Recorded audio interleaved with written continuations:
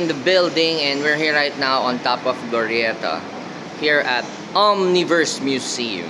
Okay, so I'm here with my cousin Alan and his sons, Gabriel and Samuel, because I'm just going to show them ano bang meron dito sa loob ng Omniverse natin, dito sa taas ng Glorieta. Okay, so this is the entrance. Usually, if you ask how much ang entrance here, I heard it's 899 per person.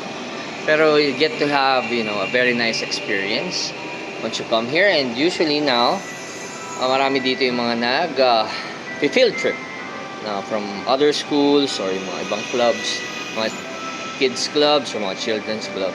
They come here for the Omniverse experience. So ito, meron silang mga packages, managed buffet. Ayan, may package meal din. So, depende na yan sa package ng tour nyo. Okay? Pero usually, per person, they only charge you 899. Okay, so guys, siyempre, dito si Alan, ang pinsan ko. Alan, thank you sa kung nakita nyo mga pinopost kong sapatos na breads yan. Bigay ni Alan yan. The fuck? Thank you lang bread, yan na lang ang kulang sa collection eh. Kita mo naman, suit ko pareho. Sabay. Thank you. Jordan Ban only. Diba? Straight from Canada. Black and red. So, nandito tayo ngayon sa Omniverse. Okay. So, ito ang kanilang reception. Okay. Hi, ate. Hello. What's your name, ate? Abby. Abby is the, latest. Gusto mo promote kita today? GM ka na? Ha?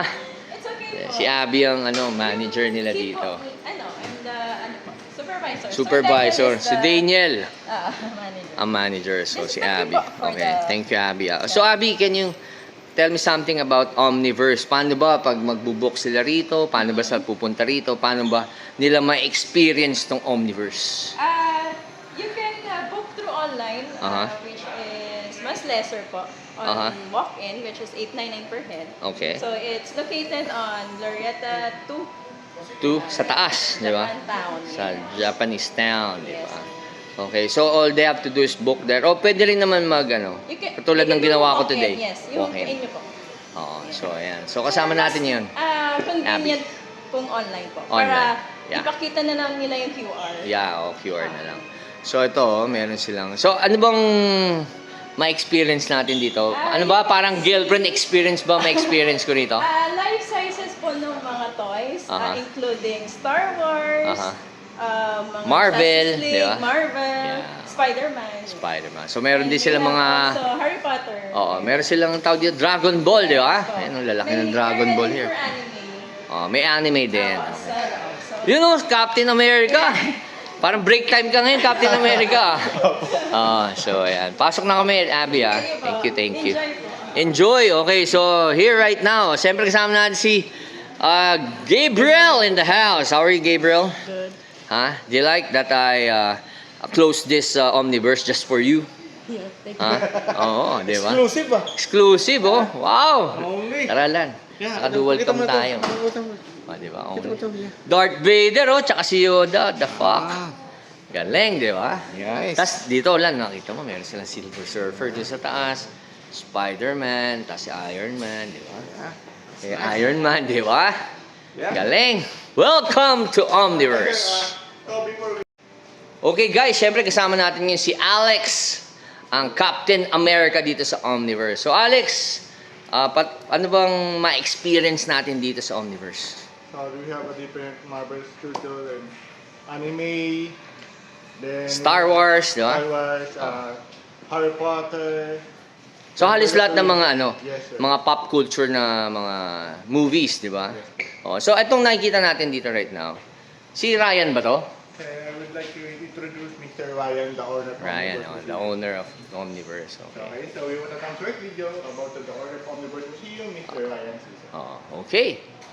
So yan, si Ryan, ito yung Lan. Owner. Siya yung owner, siya yung tinawagan natin para Thank you, ipasara Sir natin to para Ryan. sa iyo. Thank you for the discount. Oo. Wow. Diba? Galing. Ayan na.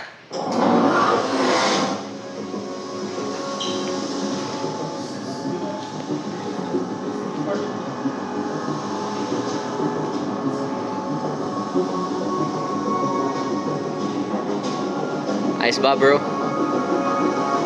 Only.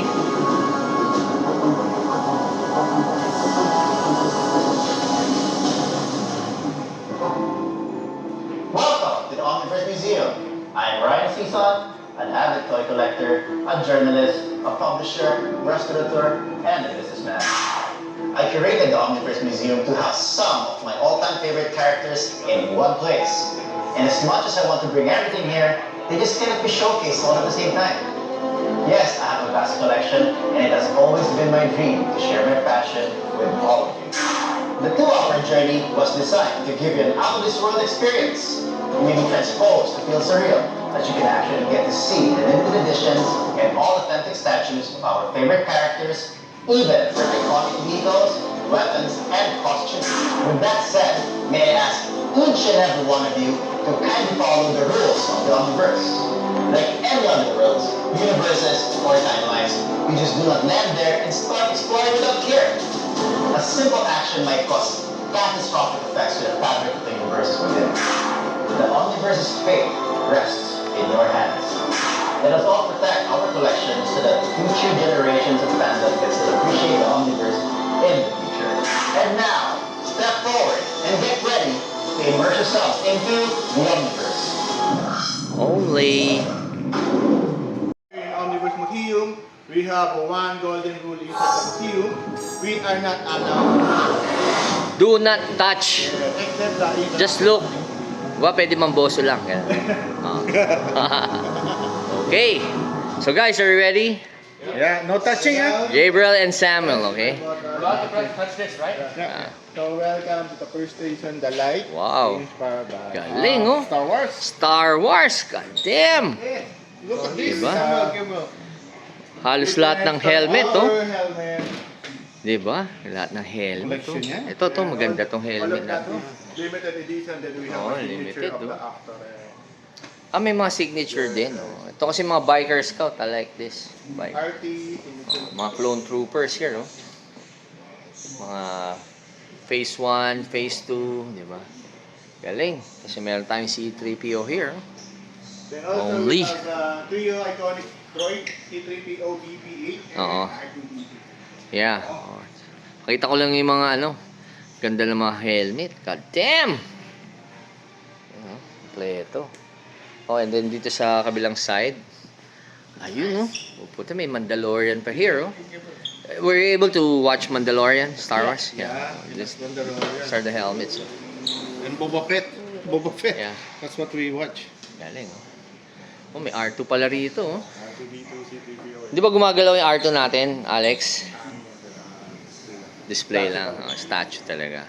C-3PO, BB-8, oh. Pero hard to find na sila siya. Oo. Bibihira na sila makompleto. Oo. Galing. Nice. So, nandito tayo ngayon, Alex, sa Star Wars Hall, no? Then aside from that, Wow! we have Fuck! yung Falcon. Ganda ng Millennium Falcon. Bagay sa kwarto ko to. Nasabit natin to, man. Then also we have a signature of Mr. Harrison Ford. Signature pa pala ni Harrison Ford, no? Certification. Certificate po. Galing. Galing. Man, ano pa, certificate pa ni Harrison Ford. No? Galing. Very nice, very nice. The dual signature of Darth Vader. Ang ganda ng Darth Vader helmet, no? Pogi, hindi siya ganun kalaki yung mukha. Galing. Silver edition, chrome. Mga Mandalorian. Boba Fett. Ano naman niya kasi sila? Pirmado pa, oh. Camera. Diba? Camera. Thermal bill. Yeah. Galing. Very nice. We have a Yoda statue here, no? So we have Wow, ganda nito. these are weapons, Snow Peter. Snow Speeder mo, paborito ko 'to. Ganda, oh. Fuck.